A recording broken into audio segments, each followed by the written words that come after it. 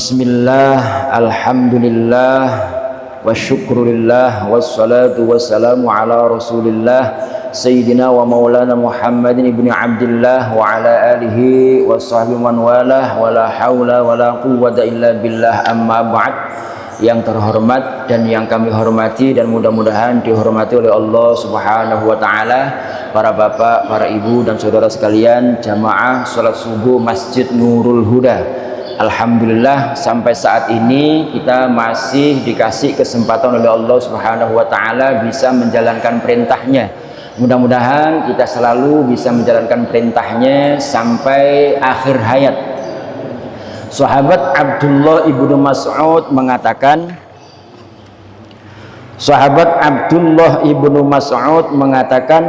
Al-Qur'anu syafi'un musyaffa'un wa mahilun musaddaqun. Faman ja'alahu amamahu qadahu lal jannah wa man ja'alahu khalfahu saqahu lan nar. Sahabat Abdullah bin Mas'ud mengatakan Al-Qur'an itu adalah syafi'un musyaffa', bisa memberi pertolongan dan pertolongannya Al-Qur'an itu diterima oleh Allah subhanahu wa ta'ala. Tidak cuma itu, wa mahilun musaddaq, Al-Quran itu bisa melaporkan. Orang Jawa bilang wadul, bisa melaporkan. Dan laporannya Al-Quran itu dibenarkan oleh Allah subhanahu wa ta'ala. Barang siapa yang mau menjadikan Al-Quran itu di depannya atau imamnya, maka Al-Quran itu akan nuntun dia menuju ke surganya Allah subhanahu wa ta'ala.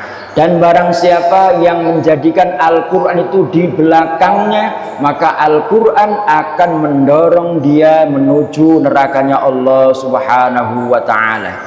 Makna qaulihi syafi'un musyaffa', adapun maksudnya kata-kata syafi'un musyaffa' bisa memberi pertolongan dan pertolongannya Al-Quran itu diterima oleh Allah subhanahu wa ta'ala adalah ayat lubu asyafa'ata li sahibihi wa tu'ti lahu asyafa'ah.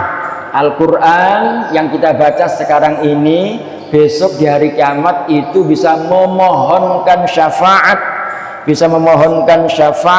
di hadapan Allah subhanahu wa ta'ala, dan syafaatnya Al-Quran itu diterima oleh Allah subhanahu wa ta'ala. Wal mahilu as-sa'i yakni yas'a bi sabihi annahu lam yaqra'hu. Dan maksudnya Al-Qur'an itu nanti bisa memberi laporannya Al-Qur'an dibenarkan oleh Allah, yaitu Al-Qur'an nanti akan mengatakan, ya Allah, orang ini dulu pada waktu di dunia tidak pernah membaca aku, kata Al-Qur'an. Orang ini dulu di dunia tidak pernah mengamalkan isi kandunganku. Itu laporannya Al-Quran. Ini yang harus kita perhatikan. Al-Quran yang sekarang ini kita lihat cuma lampiran-lampiran, tulisan-tulisan, itu nanti di akhirat jangan salah, bisa melaporkan kita. Dan laporannya Al-Quran itu dibenarkan oleh Allah subhanahu wa ta'ala. Di antara laporannya Al-Quran yang dibenarkan oleh Allah subhanahu wa ta'ala itu adalah, ya Allah, orang ini dulu pada waktu di dunia tidak pernah membaca aku. Ya Allah, orang ini dulu pada waktu di dunia tidak pernah mengamalkan isi kandunganku. Dan barang siapa yang mau meletakkan Al-Quran di depannya, maka Al-Quran itu akan nuntun dia menuju surganya Allah subhanahu wa ta'ala. Dan barang siapa yang meletakkan Al-Quran di belakangnya, maka Al-Quran itu akan dorong dia menuju nerakanya Allah subhanahu wa ta'ala. Masih menurut sahabat Abdullah ibnu Mas'ud, beliau mengatakan, inna hadzal qur'ana ma'dubatullah. Al-Quran ini adalah hidangannya Allah subhanahu wa ta'ala, suguhannya Allah subhanahu wa ta'ala. Fata'allamu ma'dubatallah, maka pelajarilah hidangannya Allah subhanahu wa ta'ala itu mastata'tum, semampu kalian semua. Inna hadzal qur'ana hablullah al-matin, Sesungguhnya Al-Quran ini menurut sahabat Abdullah bin Mas'ud adalah talinya Allah subhanahu wa ta'ala yang sangat kokoh. Wa nurun mubin, dan cahaya Allah subhanahu wa ta'ala yang sangat jelas.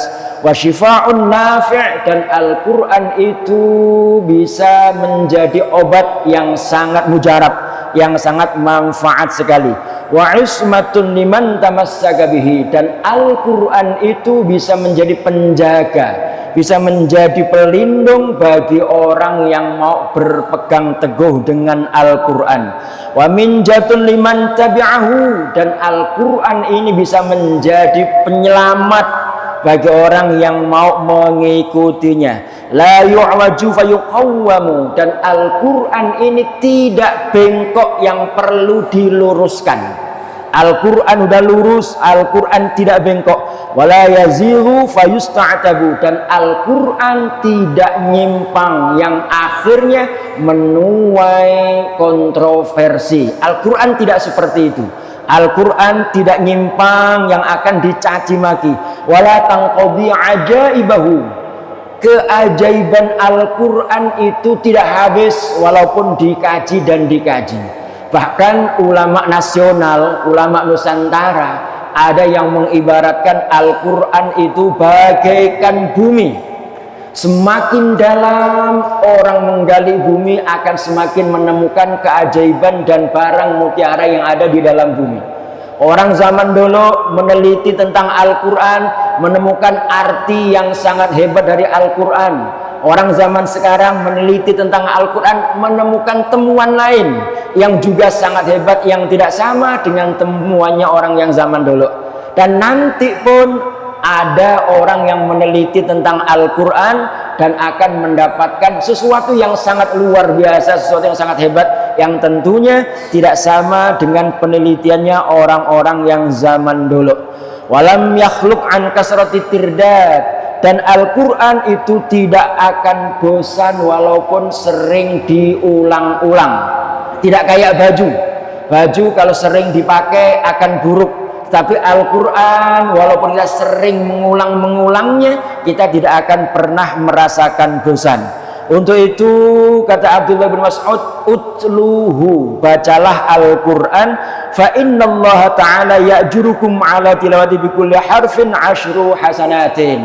Karena Allah subhanahu wa ta'ala akan memberi pahala kalian semua, setiap satu huruf dari Al-Quran yang kalian semua baca mendapatkan 10 kebaikan. Wa man qara'al Qur'ana hatta yukhtimahu kanat lahu 'indallahi da'watun mustajabatun. Barang siapa yang mau membaca Al-Quran sampai hatam, maka orang itu mempunyai keistimewaan, doanya mustajab di hadapan Allah subhanahu wa ta'ala nanti. Imma mu'ajjalatan wa imma mu'ajjalatan. Nah, ini ada dua kata yang kedengarannya sama, mu'ajjalatan wa mu'ajjalatan, tapi tulisannya beda, bacaannya sama, artinya juga beda. Tadi saya katakan orang yang mau baca Al-Quran sampai hatam, min awwalihi ila akhirihi, dari awal sampai akhir, maka orang itu mempunyai keistimewaan, doanya mustajab.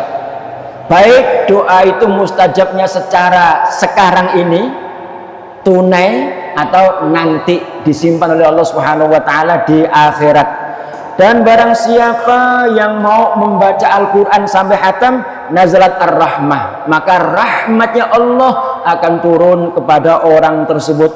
Wa man qara'al Qur'ana summa da'a ammana li du'aihi 4,000 malakin. Barang siapa yang mau membaca Al-Quran, kemudian selesai membaca Al-Quran berdoa, maka doanya itu diamini oleh 4.000 malaikat. Kita baca Al-Quran, selesai baca Al-Quran, kita berdoa kepada Allah Subhanahu wa ta'ala, maka doa kita itu diamini oleh 4.000 malaikat. Idza khatamal abdu al-Qur'ana, apabila ada seorang hamba membaca Al-Quran sampai hatam, shalla alaihi inda khatmi sittuna alfa malakin, maka 60.000 malaikat akan mendoakan kepada orang tersebut. Itu sedikit tentang keistimewaannya baca Al-Quran. Kata Rasulullah Muhammad sallallahu alaihi wasallam, Rasulullah Muhammad selalu memberi motivasi kita, selalu nyuruh kita, memerintahkan kita agar kita mau membaca dan mempelajari Al-Quran. Ini perintah Rasulullah Muhammad sallallahu alaihi wasallam. Iqra'ul Quran, bacalah Al-Quran. Kemudian ada khairukum man ta'allamal Qur'ana wa 'allamahu. Sebaik-baik kalian semua adalah orang yang mau belajar Al-Quran dan mau mengajarkan Al-Quran. Rasulullah setelah memerintahkan kita untuk mempelajari Al-Quran, kemudian Rasulullah Muhammad sallallahu alaihi wasallam menjelaskan kepada kita tentang keutamaannya Al-Quran. Kata Rasulullah, innal Qur'ana ya'ti ahlahu yaumal qiyamati ahwaja ma yakunu ilaih. Al-Quran yang kita baca sekarang ini besok di hari kiamat akan datang kepada pembacanya di saat pembaca itu sangat-sangat memerlukannya. Fayaqdumu ala sahbi bi ahsani suratin. Al-Quran yang sekarang ini kita baca besok di hari kiamat datang kepada pembacanya dengan bentuk yang sangat-sangat indah, bentuk yang sangat-sangat bagus. Dan Al-Quran mengatakan, ata'rifuni, apakah kamu kenal kepadaku? Kemudian orang itu mengatakan, fayaqulu man anta, siapa kamu? Fayaqulu ana alladzi kunta tuhibbuhu, saya adalah sesuatu yang kamu cintai. Wa tukrimuhu, dan sesuatu yang kamu muliakan, kata Al-Quran. Wa kunta tashhadu lailaka bi, di waktu malam, kata Al-Quran, kamu rela tidak tidur demi membaca aku. Dan alhamdulillah ini kita lakukan. Di malam-malam hari kita tidak tidur demi membaca Al-Quran. Terutama di bulan Ramadan kita tadarus membaca Al-Quran, tidak tidur. Wa kunta tashhadu lailaka bi wa tad'abu naharaka, yakni min ta'atika an taqra'a naharaka.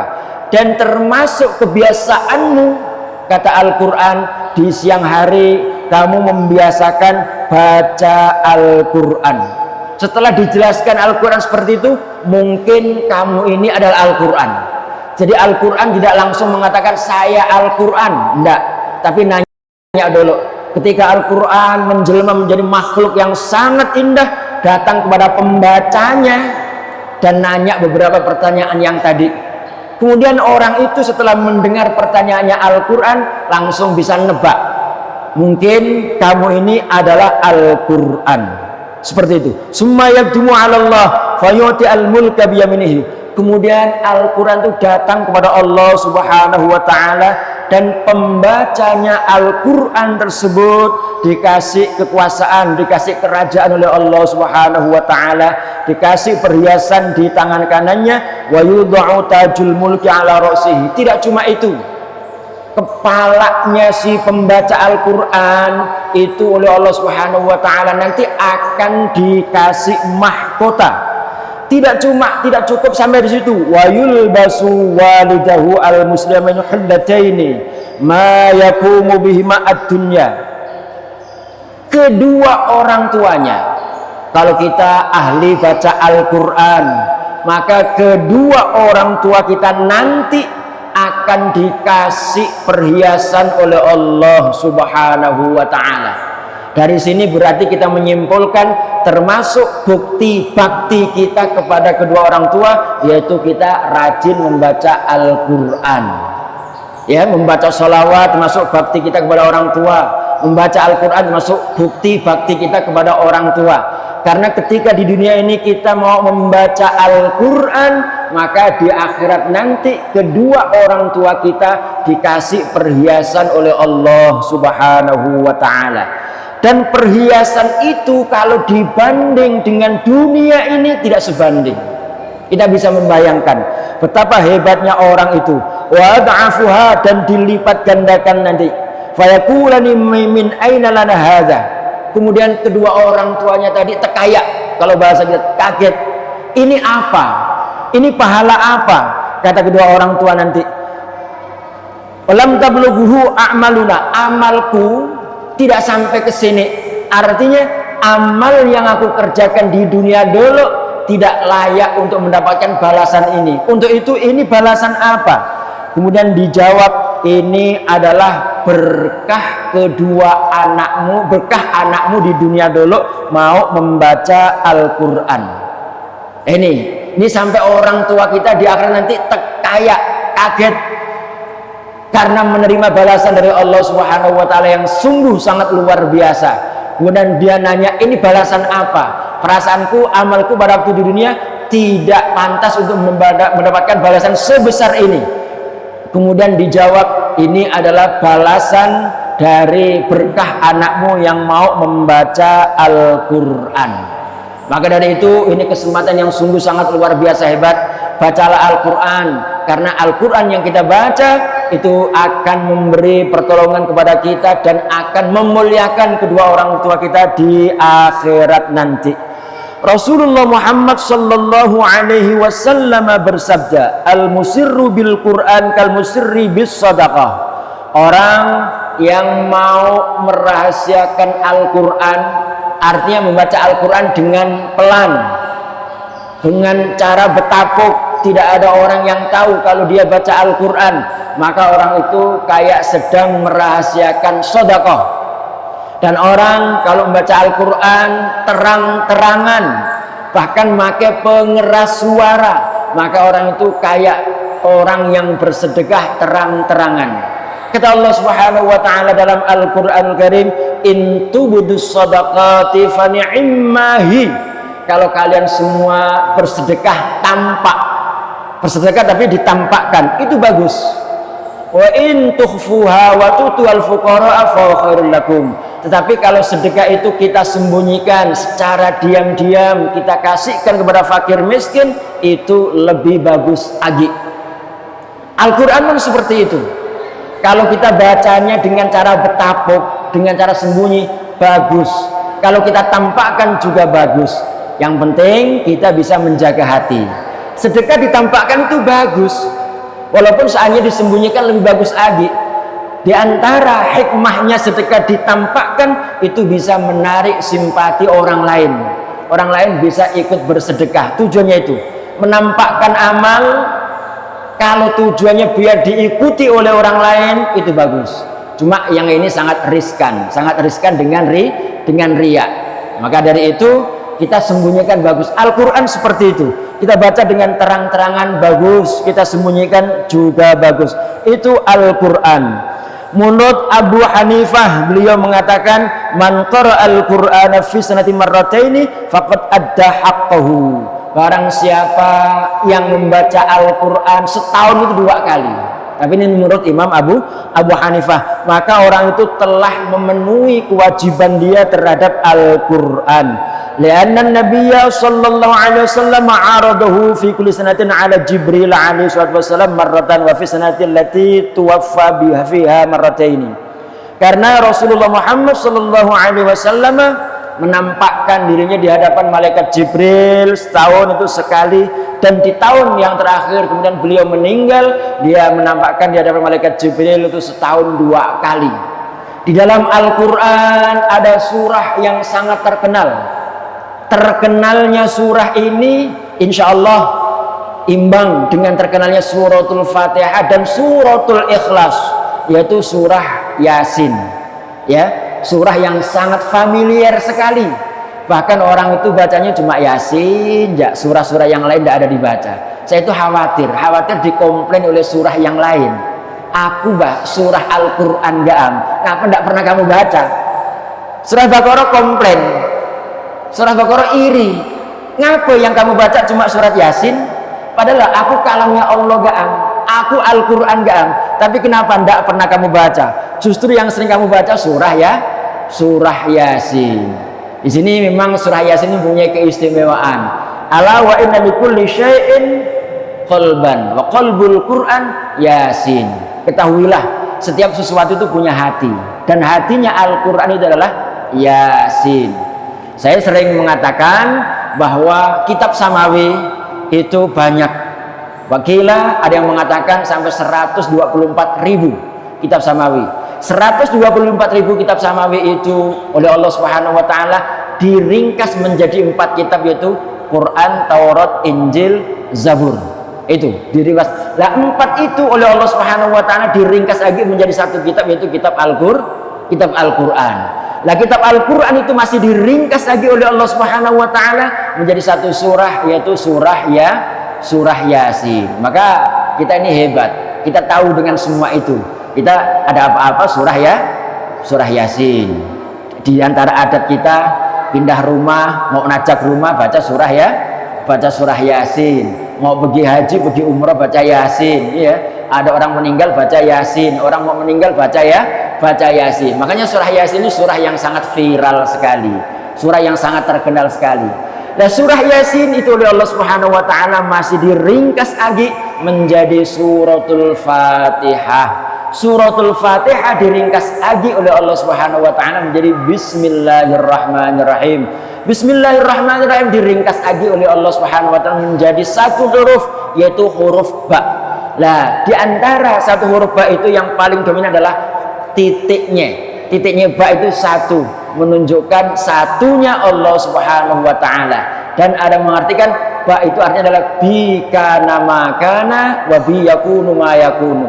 Sebab aku, kata Allah Subhanahu wa taala, apa-apa yang ada itu ada, dan apa-apa yang akan ada menjadi ada. Surah Yasin itu oleh ulama disebut surah Makiyah, surah yang turunnya sebelum hijrahnya Rasulullah Muhammad sallallahu alaihi wasallam. Itu surah Yasin.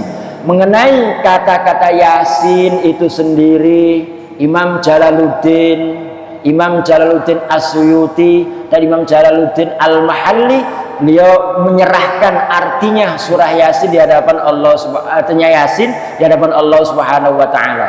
Ketika semua, tidak cuma Yasin, semua huruf yang ada di awal-awal surah itu beliau di dalam kitab tafsirnya tetap mengatakan Allahu a'lamu bimuradi bidzalik. Allah yang lebih tahu tentang maksudnya itu. Awal surah tidak cuma Yasin, ada alif lam mim, ada alif lam ra, ada qaf, ada ain, sin, qaf dan lain sebagainya. Itu kalau menurut Jalaluddin As-Suyuti dan Jalaluddin Al-Mahalli, beliau mengatakan Allahu a'lamu bimuradi bidzalik. Tetapi ada ulama yang berani spekulasi. Yasin itu adalah artinya ya insan, wahai manusia. Juga ada ulama yang namanya Muhammad bin Hanafiyah, beliau mengatakan Yasin itu adalah, kata-kata Yasin itu adalah salah satu nama dari sekian banyak namanya Rasulullah Muhammad sallallahu alaihi wasallam. Maka orang tua kita zaman dulu di Kendawangan ini khususnya, saya baca surah Yasin diteruskan dengan Yasin sallallahu alaihi wasallam, Yasin sallallahu alaihi wasallam. Karena memang ada ulama yang berpendapat bahwasanya kata-kata Yasin itu adalah salah satu nama dari sekian banyak namanya Rasulullah Muhammad sallallahu alaihi wasallam. Dan ini memang dipakai oleh ulama, dipakai salatullah salamullah ala taha rasulillah, salatullah salamullah ala yasin habibillah.